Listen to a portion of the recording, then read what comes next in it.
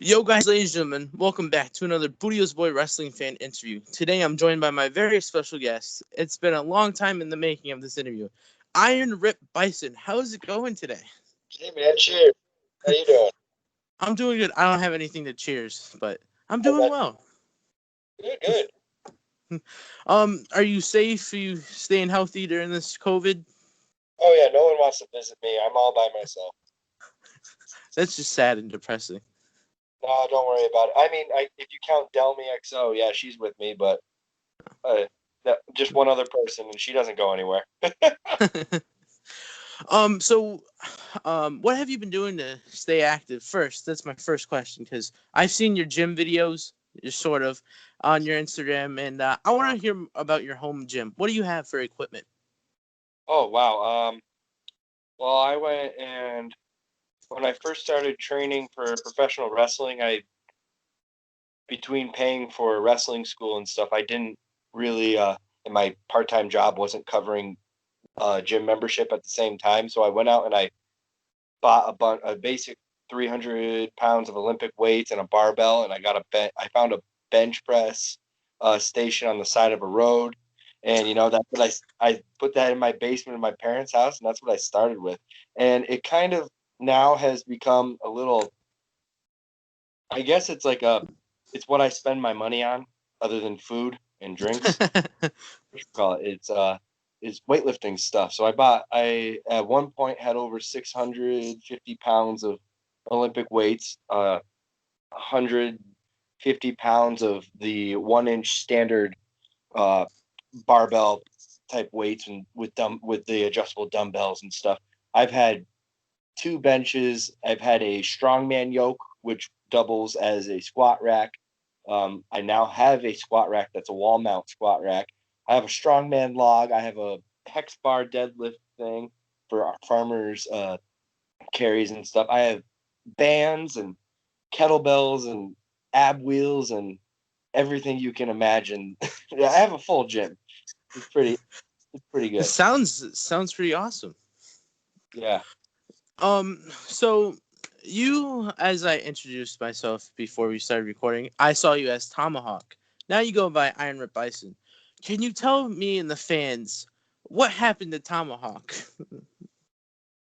Well, I did Tomahawk for about 7 years, a little over 7 years, because actually last month, or yeah, September was my 1 year anniversary of being ripped. And yeah, I was doing Tomahawk for um 7 years, and it had its ups and downs, and it played its course. There was I kind of made myself a ceiling, you know, that Tomahawk hit that ceiling and there was no more going up. So I had to change because you can't. Some people get lucky and they find a character that they can be for their entire career, Mm-hmm. and Tomahawk just wasn't going to survive in because wrestling's always changing. It just wasn't. He wasn't going to survive. So to be fair, Rip Bison had been around for about 2 years before I stopped being Tomahawk. He was just my attitude as Rip Bison and stuff was in Tomahawk. I was just calling Uh-huh. myself Tomahawk. I hadn't thought of a name yet. Haven't thought of a look. So I was just using Tomahawk as an established character, and I was practicing being Rip with him for like 2 years, and then finally I had a long enough break over the summer, last summer or summer of 2019, what you call it. I had a long enough break between it was the beginning of July was my last show, and then September 1st, or the first week in September, was going to be my next show. So Uh-huh. I kind of took that time off to really take a step back, not take any bookings, and think about what I wanted to do, because I was getting frustrated with uh, with myself a lot. And so I took that month and I grew a beard, and I went back. And I talked to the Randy Carver, the promoter of Let's Wrestle. He was my first show back, and I said, "Hey Randy," it was like a week before the show too. I said, "Randy, I have." Where'd you go? I'm right here. Oh, why this? I don't know why it kicked me out. There we go. Hi. Um, uh, it, Randy Carr. I texted him a week before, and I said, "Hey, I have this idea for this character. Can I debut it on the show? No questions asked." And he was like, "Sure, let's go. Let's run with it." And rest is history. Wow. Now, one thing about Iron Rip Bison is your tag team partners with your former rival as Tomahawk, who I've interviewed, Perry Von Vicious. We talked about it. What was it like for on your side of things going into a tag team relationship with Perry? Well, I mean, I don't know if he mentioned it, but we were always, when we were facing each other all the time, we were always riding to the same shows in the same car, which is hilarious because we hated each other because we're the only two from Western Mass going to all these shows. We sucked it up and we we got in the car together and drove out to all these shows. And every time we showed up to shows, all the bookers and promoters wanted us to wrestle each other.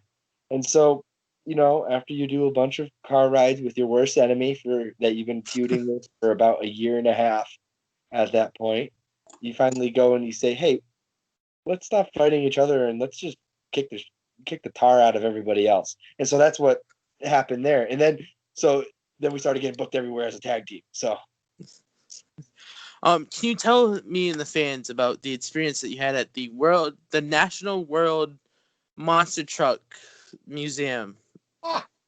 oh, that was awesome. We were we were booked out in Chicago for freelance wrestling. And on the way back, we had the rental car because the Sea Stars who we had rode out there with, they had a show the next day, and we weren't on that show, so we were heading home.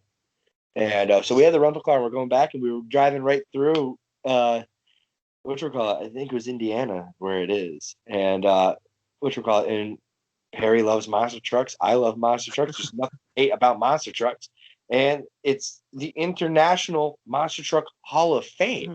Oh, that's what it was. I ruined the name. And so we went there, and yeah, there was a couple of big, hairy, muscle dudes walking around monster trucks. It was awesome. Now, this isn't to drive a knife in between your relationship with Perry, but who is coming out of quarantine? I know you guys have matches already at Let's Wrestle, The Road, Limitless Wrestling, and but who's coming out of quarantine when shows are regularly back, more stronger? Because you both work out. Because as we talked about the workout videos, but who's coming out? Perry's in the best shape of his life right now. I think he's the best shape I've ever seen him personally in the 3 years that I've known him. Now, I've gained about 20 pounds since quarantine started, which is amazing. I've been 205 for about 7.5 years, and I could not gain weight. And all of a sudden quarantine started, and I don't know what it is about working out at my house and not at a gym. I started gaining actual muscle. And so I put on this weight and a little bit of fat. I'm not going to say my beer belly is getting a little bigger, but it helps power and not get thrown around the ring, And so yes, he's in the best shape of his life. He's actually lighter than me now, which is the first. But I think that also comes in now. I've always had a power offense in wrestling, and now with the extra weight, I have a little bit more mass behind all my power moves, so it's a little bit more devastating, So that'd be a tough one. You're gonna have to just keep watching. Maybe there's a match coming up soon rather than later that you get to see us go at each other, So yeah, interesting. Yeah, that's a little tease. I'm not going to tell you when or where, but when we cut the recording off, then you'll tell me. You'll tell me everything. Oh, go ahead. If you were to say something. Oh, I just said coming soon. Oh, okay. Yeah. Now, when you come out to the ring as Iron Rip Bison, you have a strap, like a leather strap. And I want to know, how many times have you hit someone with it coming out to the ring? Not just Perry, but a wrestler. I've only hit Perry and one other wrestler with it coming to the ring. Now, innocent bystanders, as I'm coming through the crowd, or by a crew member or a camera guy, every time I'm hitting something. You almost hit me one time. What do you recall? Funny story about the strap. I actually I started carrying that as Tomahawk towards the end because I used to come out obviously with a Tomahawk as Tomahawk, which is Mm-hmm. real creative. But what you call it? And what you call it? I had one wrestler come up to me before our match, and he said, "If you come at me with that axe, I'm gonna get in your face." And I'm like, "You're not gonna be scared of the axe?" And he's like, "No, because if you hit me with the axe, you're going to jail." And I'm like, "Okay, tough guy." So I changed it to a leather strap so that when I whack him, oh, you're gonna stand there and get whipped? No, you're gonna get out of the ring. What's your call? Yeah, yeah, and I'm not gonna go to jail for whacking you with a strap. It's gonna Mm-hmm. suck. And so it's a legal weapon or legal. Wait, was the a tomahawk really a real tomahawk? I've had I have 5 tomahawks that are all quite real. Yes. I didn't even know that. I remember you bringing it out to the ring, but Wasn't a plastic thing. It was a real metal tomahawk. I got in trouble at the border once because I brought it up to Canada, and they were like, "Why do you have this tomahawk in here?" And I'm like, well, "I'm a wrestler." They come out with it, and they gave me a hard time. They let me through because I was able to show paperwork and flyers and video of me coming out with it. So they're like, "Okay, don't ever bring it up again." So, but, you so technically you smuggled a tomahawk across the border. oh well, if it was smuggling, I wouldn't have gotten caught. Oh yeah, true. Caught. So I'm not a very good smuggler. Now I'm doing my research. When I interview someone, I find out not everything. Like I don't know your social security, everything like that, where you live. Not so don't be creeped out. But I listen to other podcasts. I watch a lot of matches, and one podcast that I came across, you were talking about Davian, another person from Western Mass or Massachusetts, and also been on my show. Why is she known as a bitch? Have you ever talked to her? She's not Yeah. America's sweetheart. She's she's got an attitude problem, so she's a bitch. But Yeah. can you tell us the story? Oh, no, what you call it? She started training at New England Pro Wrestling Academy with me about two. I think she said about a month after. I could have sworn it was 2 weeks after I started training. So we were the only two new people in the class, and so we were training constantly. And she hits hard. She she learned quickly that she wasn't going to want to. She didn't want to be treated like a girl, and she trained hard with the boys. She got treated like the boys. So one day we were in class and we were doing a drill, and she was giving these forearms, and she was knocking people on the jaw with these things. Her flippers are absolutely what. It's probably one of the stiffest times I've ever been hit with a forearm was by her. And so and she's made people kind of sit out from drills because of it. So like yeah, so I mean I see her at a show and she's all what you got and so like, yeah, Davey's a bitch. And but she's my favorite bitch. Oh, interesting, interesting. Now, as when you were Tomahawk at Pioneer Valley Pro Wrestling, you had one of the last matches. I think it was his last match with Johnny Idol before he retired. I It was. retired Jim. Do you think that it's a positive thing how you retired him, or like, what do you think about it? Is it a good thing to be known by? Johnny Idol was always of my friend, and for a few years, what's called there's no bad blood between it. I know he about a year before he said, "Before I retire, I want to wrestle you." One time because we never got to wrestle. He was Mm, always on the same side as me, so we never got to wrestle, and he was running out of steam and yeah. stuff. He said, "Before I retire, I want to wrestle." And well, the cards lined up to where I had won. He was the champion, and he was doing a thing where if he lost, he was going to lose the belt and he was going to retire. That was his stipulation every championship match he was in. And I just so happened to win the battle royal for getting a title shot, and the stars aligned. And well, that night I was better than him.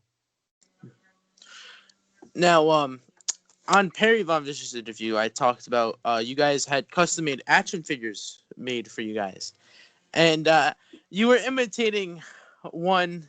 You were imitating him, and he was imitating you.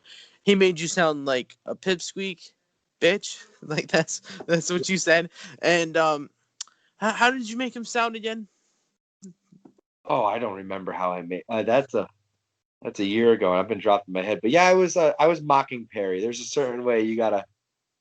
Perry talks a certain way. It's not his promo voice. I was talking in his real life voice, and it's kind of like Perry's 6'5" and about 230 to 240 pounds on a given day. So he's an intimidating dude to look at.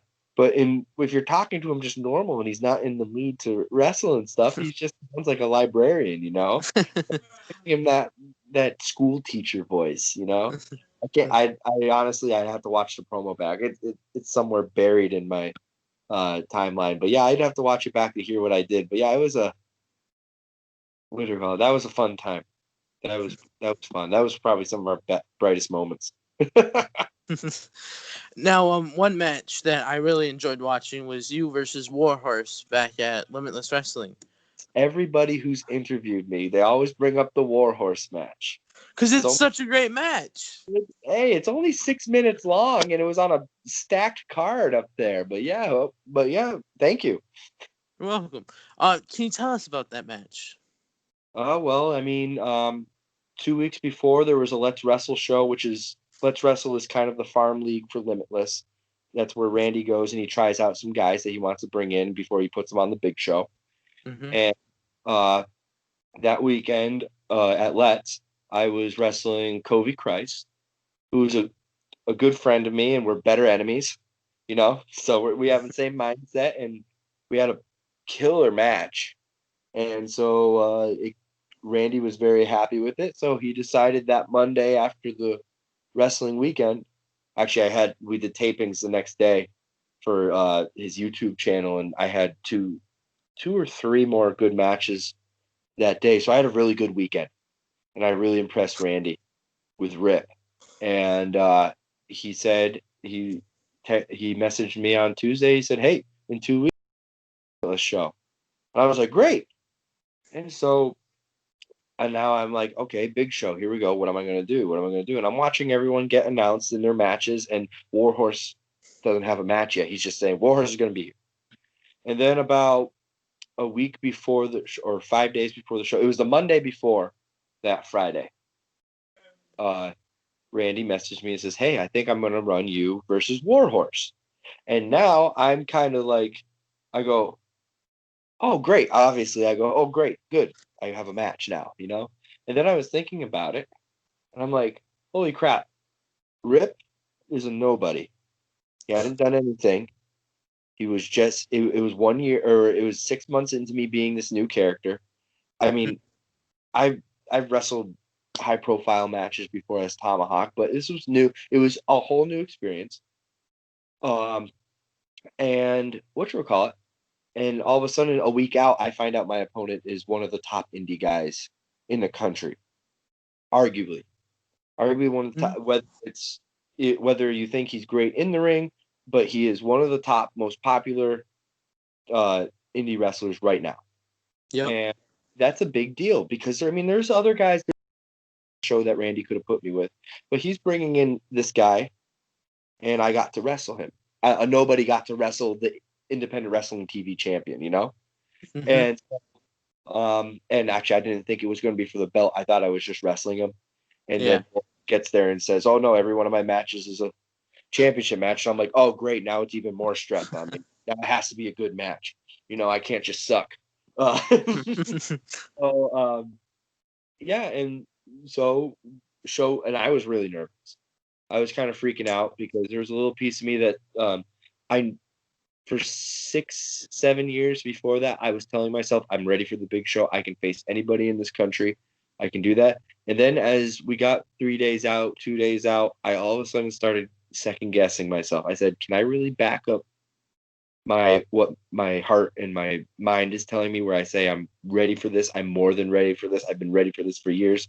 And so it started getting into my head a little bit, but we showed up there and we had a killer match, and I came up short, unfortunately, but it was a sprint. I'm not gonna lie, it wasn't a slow match. So we ran, we were running from as soon as that bell rang, we were going, and yeah, I'm very happy with that match. And me and Warhorse actually after the match, we broke bread over our love of heavy metal music. We became good buddies talking about all sorts of records and stuff in the back. So you know what? There's no heat. There's no heat. I'd love to wrestle him again. I'd love to be in the locker room with him again and talk about metal. It's a lot less getting punched in the face that way.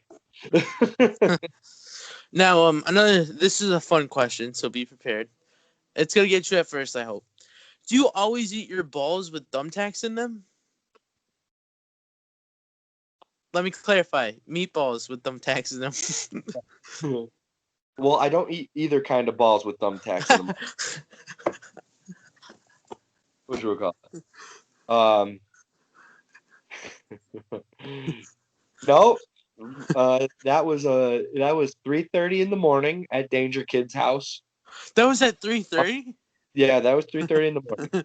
We had been up. That was the second day of staying over in Maine at Danger Kid's house. Oh. So the day before we hadn't gotten any sleep. This day came, and Danger Kid wanted to shoot an episode of his cooking show that he was doing at the time. And actually, I think I was the last episode of that. And what you call it? And Randy was there hanging out with us and stuff, and he had the camera. And he's like, "Oh, fuck it, what you call it? Rip's here. Have Rip on and show him how to cook meatballs or cook something." And so he chose meatballs, and well, I'm no slouch. I know how to cook food. That's how I got big. And I said, no, I can cook a better meatball. And I think my meatball was definitely sharper. You know. Yeah, no, that what you call it? But yeah, that was 3:30 in the morning, probably a little drunk.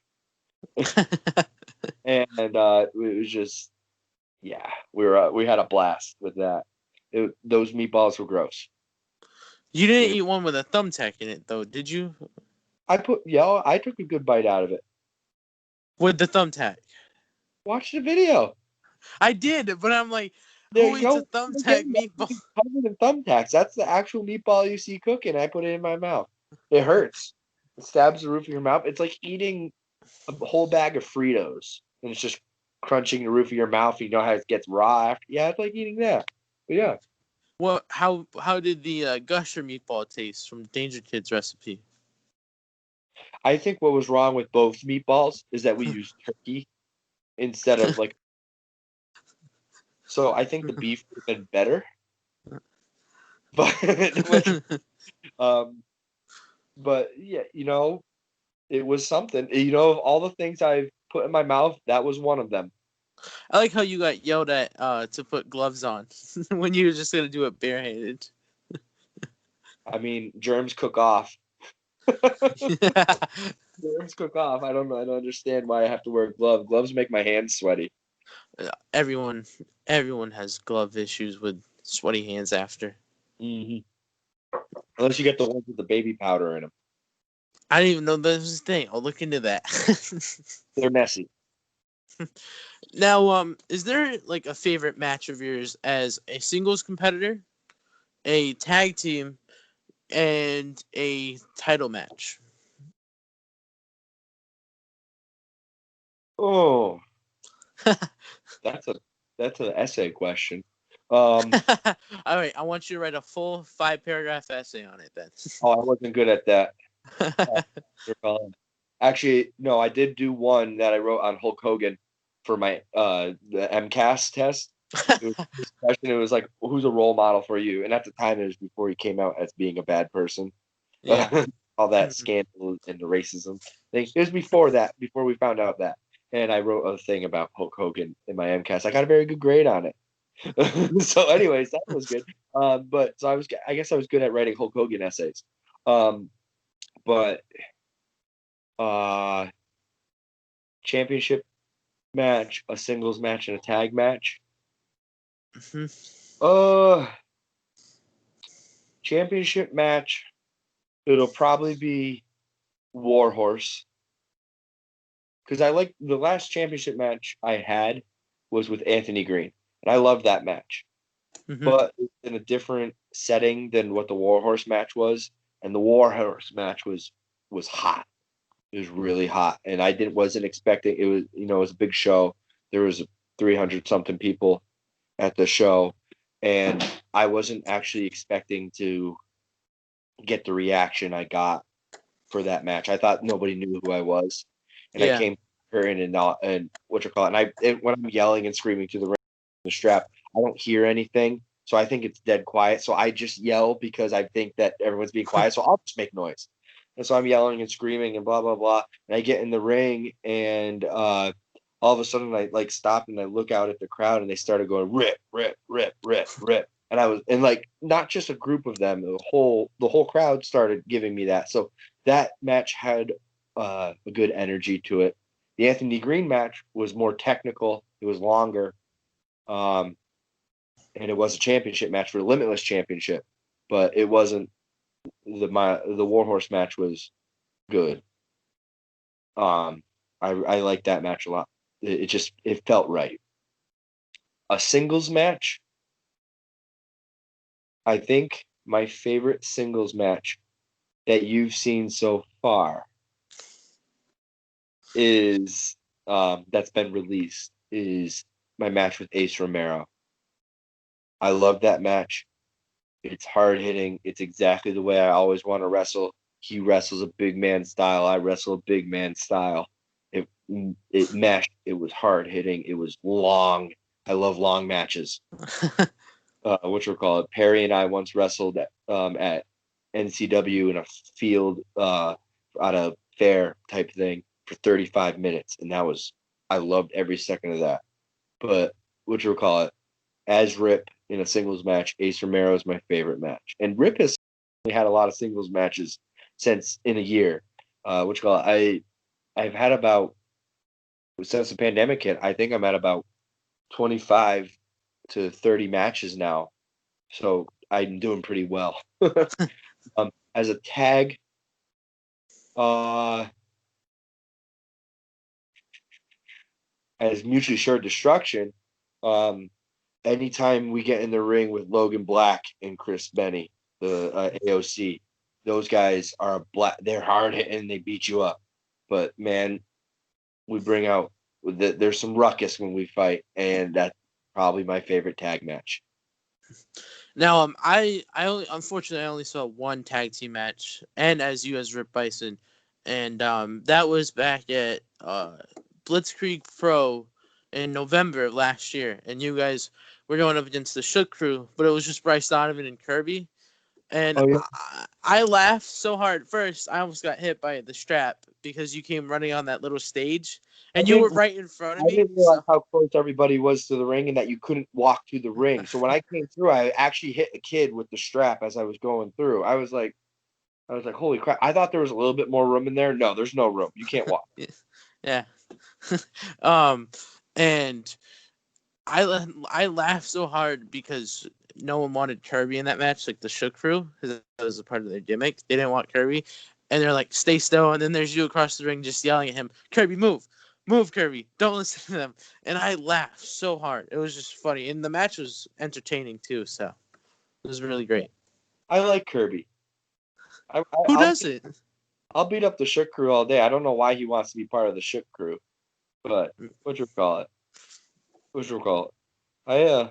I like Kirby. I don't want to really beat him up, but if he's standing across the ring from me and I'm signed to wrestle him in a match, I'm going to beat him up.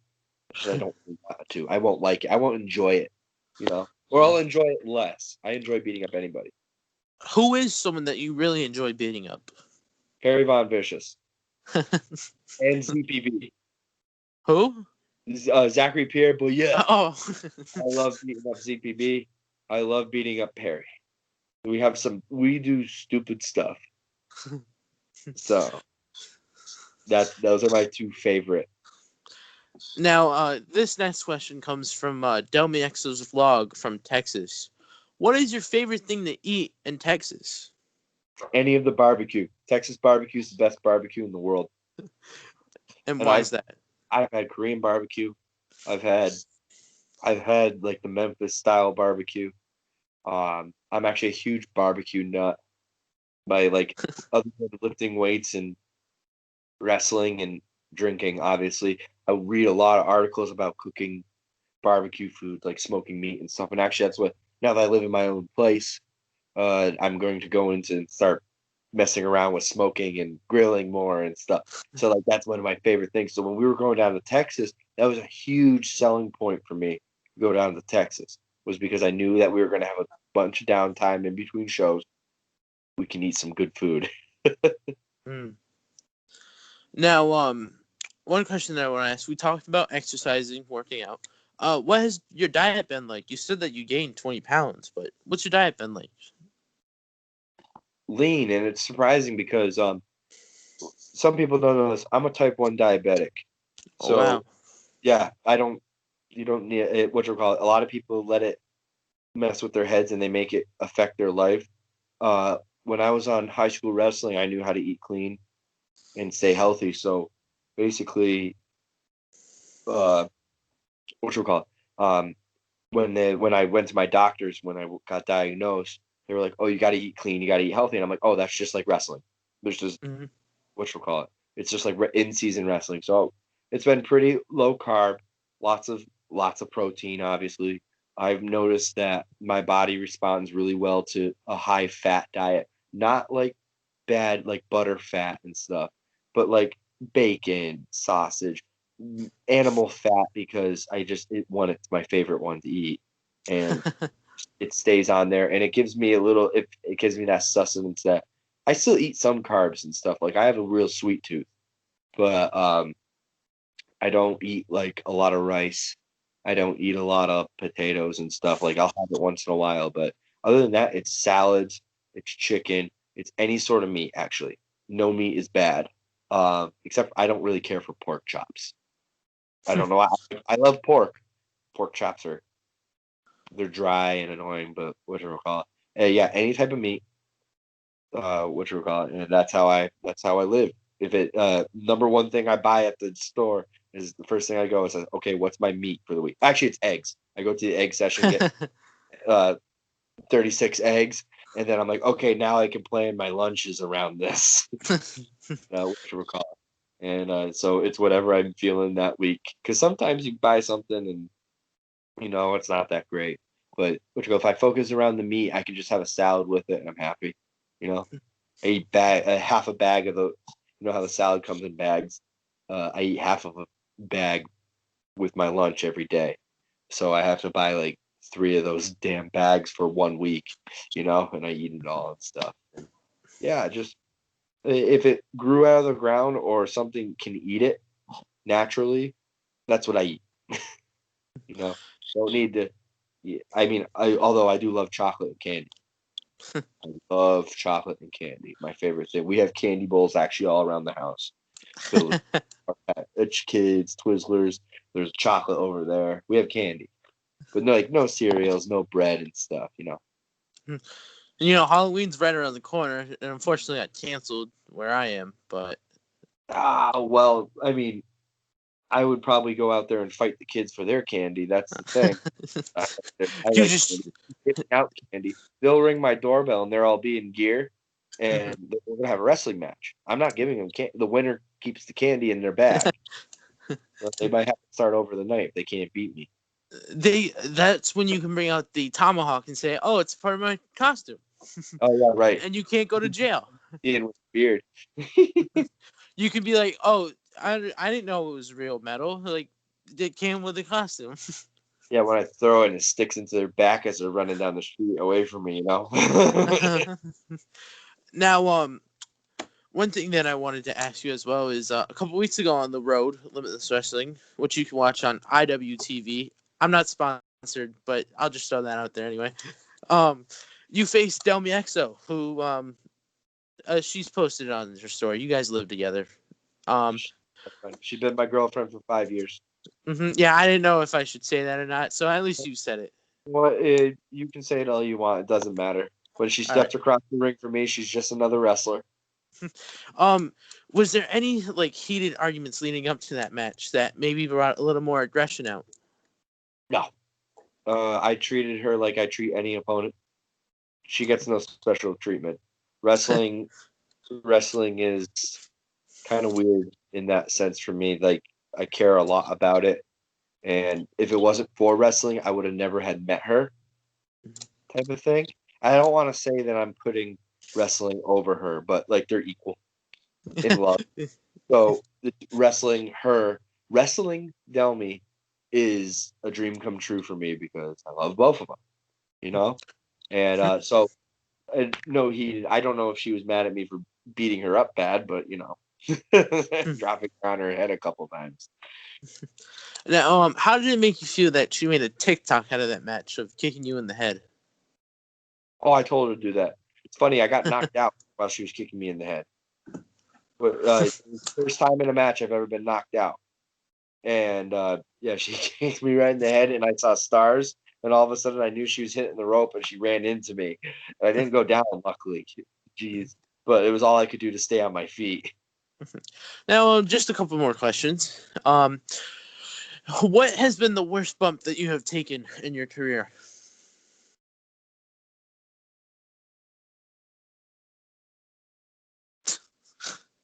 Oh, I've been dropped on my head a lot. I've fallen off rings a lot. I've been superplexed off the top of a 12-foot ladder. The worst bump I've ever taken, I took a back body drop onto it was an entrance ramp, and it was made out of the metal shelving you can get, all the graded shelving. Mm-hmm. Yeah. It was like made out of that, and it was a steel thing, and I was gonna powerbomb the guy on it. And back body dropped me, and that sucked. That was the worst thing ever. I'm pretty sure I could find it because I know exactly what you're talking about. It's on my Instagram. Mm-hmm. Yep. Yeah. I only on my Instagram, you'll find that I'm posting more often me getting hurt than me hurting other people because I find it entertaining in my pain. Let's see. I'm looking for it. I know what's coming up though. It's been last year some point. All right, here. While I look for this, why don't you tell my fans about where they can find you, like on upcoming events, if there's fans allowed. Right now I'm not. The promotions I've been working for aren't running fan shows, so I don't know when that's going to be. That's going to be a spur of the moment type of thing. What you call it? But right now, if you want to watch me, like in a weekly, Limitless just announced that they're doing a second season of The Road. I definitely have a bunch of matches on that. Get an IWTV account. It's cheap. It's worth it. You can watch tons of indie wrestling. Some of the best wrestling is on that app rather than on TV. And I'll argue that with anybody. It doesn't matter how bitter you are or how pro whichever company. No, some of the best wrestling is on that app right now. And just watch Limitless, man. You can see all my actually all of Rip Bison's matches are basically on Limitless. I have a match on Kaizen Pro too. You can watch some of that. But those matches are going to be far in between because the border is closed between US and Canada. So they're not letting anybody over. So I won't be working for them until they open that up. And then the rest of it is, like I said, it's going to be spur of the moment type bookings. Breaking news, everyone. I found the video and it just looks god awful painful. Especially the caption that says, fucking stupid. Here's the video, everyone. That's just... Yep. That's it's a fun story about fucking stupid. What you call it? I wrestled Mick Moretti in Rhode Island. And Scallion Mick Moretti. And I don't know why I had this stupid idea, but I grabbed a picnic table and I dragged him. We were fighting outside the ring, and I sent him somewhere into the crowd. So I went and grabbed a picnic table, dragged it over to the ring, and I brought him up on top of it, and I was going to pile drive him on the picnic table. Well, push came to shove, and he countered my pile driver and gave me a pile driver on the picnic table. unbeknownst to me, because I'm down there wondering if my neck's broken at the ring, Davienne is up watching the match from the locker room, which is on a second story. So she's looking down at the ring, and I had gotten pile driven, fell off the thing, and I guess it was a huge pop for the boys in the back because everyone's watching, and they just said, "Oh my God, why did he just do that?" And it went quiet, like, "Ooh, he might be dead." And I guess Davy was the first one to say something, and she got fucking stupid. That's where that came from. Now, I hate it when I say this in a lot of my interviews, but it's just how I find out my information. Another video on Instagram popped up of you. Somebody looked at my Instagram. Yeah, I don't want you to think that I'm stalking you. Like, damn, this kid was just not leave me alone. Right, not the worst one. Oh, there's worse. Yes. We'll go back to that in a minute. Boy, no, I'm not gonna divulge any on the stalker fans, but yeah, you're not the worst. Okay. There's a video of you operating machinery, and a lot of the comments say that you should not be operating machinery. Do you always scream when you're operating like a forklift type of machine? Yeah, why not?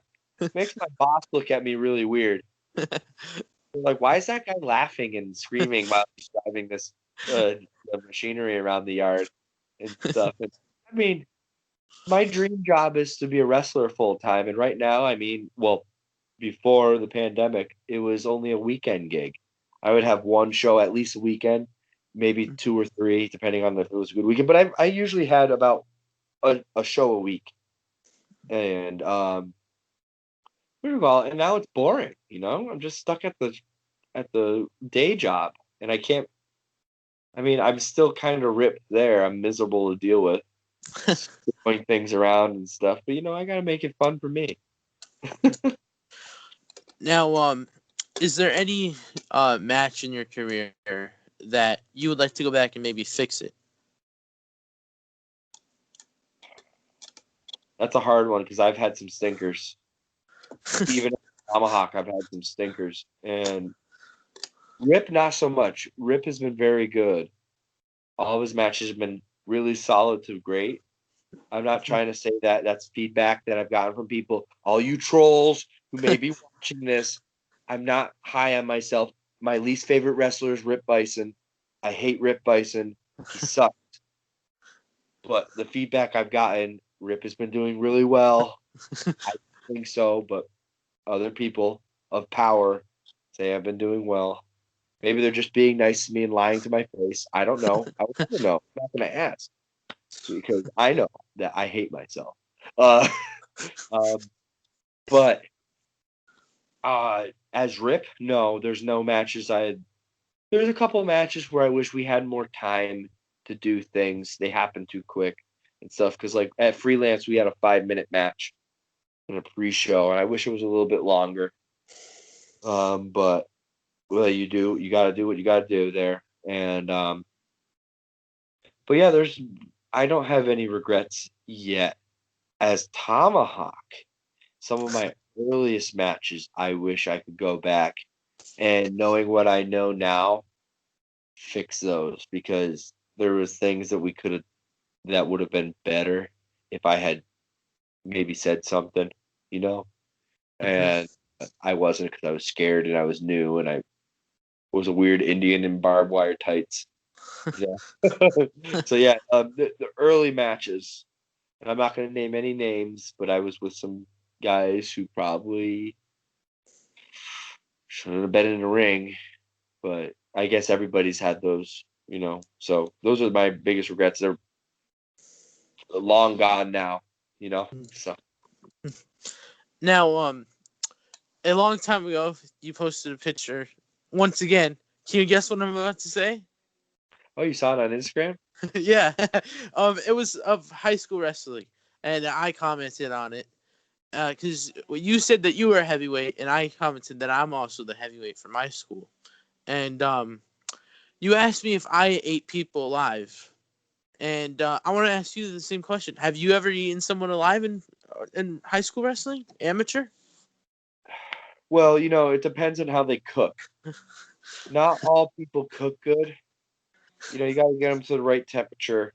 It depends on how you cook. If you stew them, yeah, they get nice and tender and stuff. But eating people alive, yeah, I was very accomplished in the serious sense of what my coach would say, eating people alive. I was very accomplished in independent wrestling. I'm not accomplished in independent wrestling at all. Money, what you call amateur wrestling. I was very accomplished. I was the first person in my school to go to the New England finals tournament. What you call. So I made history in that sense. I had almost 100 wins. I lost. I only had 93 wins. I almost got my 100 wins, but I remember 7 losses like it was yesterday. So it haunts me for the rest of my life. I knew I could have beat them too, but something was wrong that day. The moon wasn't lined up or whatever. Um, but yeah, I was very. I'll toot my own horn in amateur wrestling. I was very good. It was my favorite sport. Every other sport I played was in preparation of wrestling. Um, and one of them, and this is why my attitude about intergender wrestling is treat every wrestler the same. Doesn't matter what girl or guy it was. I was at a tournament, I think it was at Pathfinder Regional High School. They usually have a big team tournament there, you know? And what you call it, we were wrestling this team, and they had a girl that was in my weight class. She was a 215-pound girl, Mm-hmm. big girl, and she was new, and my coach, and she was just thrown out there for experience. She wasn't ready. She was like her first or second year, and what you call it, my coach had talked to the other coach and said, and he came over and said, okay. You're probably gonna win that match because she's not very good. The coach, her own coach, said not very good, and so that's all great. So that must mean she's not very good. And what do call it? So I don't really have to worry. And my coach said, well, use it as practice. Practice your shots on her. She wants to wrestle, so I mean, you can be in there for the whole 6 minutes. And I said, no, I'm going to beat her as quick as I possibly can because a win's a win. I don't care how I won. And she wanted to be a wrestler, or anybody who went across from me wants to be a wrestler. They made that varsity spot for that team. I'm going to treat them like every other varsity wrestler. Because I got beat up for 3 years straight by bigger, heavier guys than me at my team to become varsity wrestler. So there's like a little chip on my shoulder about that. And it's like, no, they're varsity team. It's not the JV squad. This is a legitimate where my win matters towards my team's record for the season. I'm going to win. That's my job. Is I gotta win. It's not a team. You're technically on a team, but it's not a team sport. Your team's only as good as the individual in each weight class. And so I went out there and I beat her in 6 seconds. Wow. Yeah, the whistle blew. I shot. She went straight to her back. I pinned her one, and bing.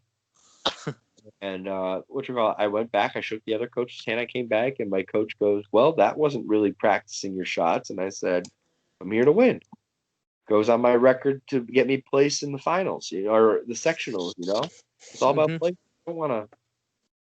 Don't I don't want to disrespect somebody who made the varsity squad, even if they are new. I don't want to. I take pride in the fact that I took it that serious. I wasn't trying to be an asshole about it. I was just I treated you like you were a world champion wrestler. And well, it just so happened you weren't. So my efforts were over exaggerated. So I was a little too prepared. But yeah, it's just that's one of the only times I really ate people up. My senior year, I was doing pretty good at eating people up too. They did new weight classes, and I was 195, and I had cut weight. I had cut 20 pounds to get there, so I was coming in lean and mean, and I was angry, and I was like not eating on show days and stuff because it just didn't want to gain any water and stuff, making sure I was drinking enough water, so I was just peeing it out. So it was just constantly going through me. I was miserable. So I ate some people's lunches that day too, and or that season.